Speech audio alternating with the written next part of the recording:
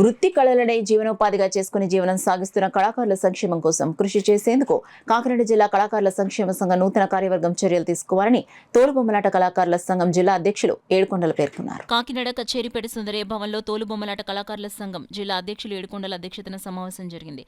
రాష్ట్ర శాఖ పిలుపు మేరకు జిల్లా శాఖను ఏర్పాటు చేయడంలో భాగంగా సమావేశం నిర్వహించడం జరిగిందని సంఘం నాయకులు వి కృష్ణ తెలిపారు.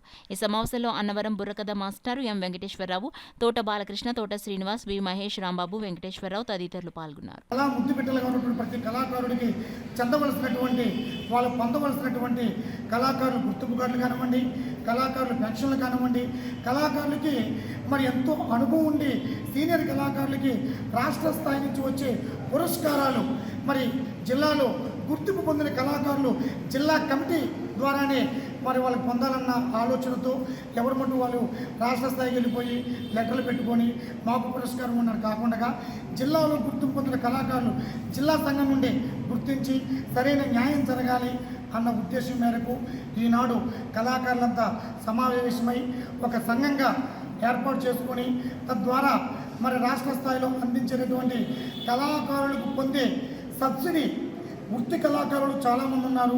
మరి వృత్తి కళాకారులకు ప్రభుత్వం కల్చర్ డిపార్ట్మెంటు ఎంతో బడ్జెట్ కూడా కేటాయించింది.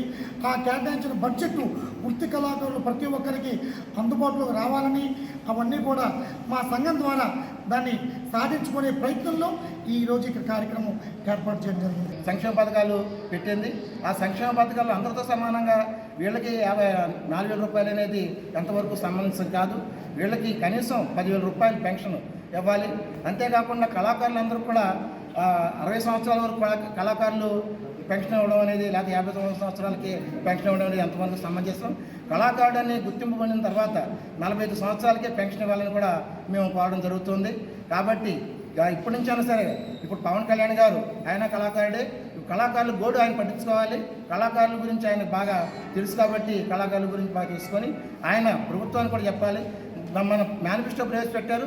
మేనిఫెస్టోలో అన్ని రకాలైనటువంటి సంక్షేమ పథకాలని అన్ని రకాలుగా అందరికీ సంక్షేమ పథకాలు, అన్ని రకాల ఉపాధి అవకాశాలకి ఆ మేనిఫెస్టో పెట్టారు. కానీ కళాకారులు పూసేలేదు. దాంట్లో కళాకారులు ఇలా చేస్తాం అలా చేస్తామని కానీ, కళాకారులు పెన్షన్ పెడతామని కానీ ఏ రకమైనది కూడా లేదు. ఇప్పటికైనా వాళ్ళ మేనిఫెస్టోలో పెట్టుకొని కళాకారులకి సరైన ఉపాధి అవకాశం కల్పించి వాళ్ళకి ఉచిత బస్సు సౌకర్యం, ఇలాంటి సౌకర్యాలు కూడా కల్పించాలి.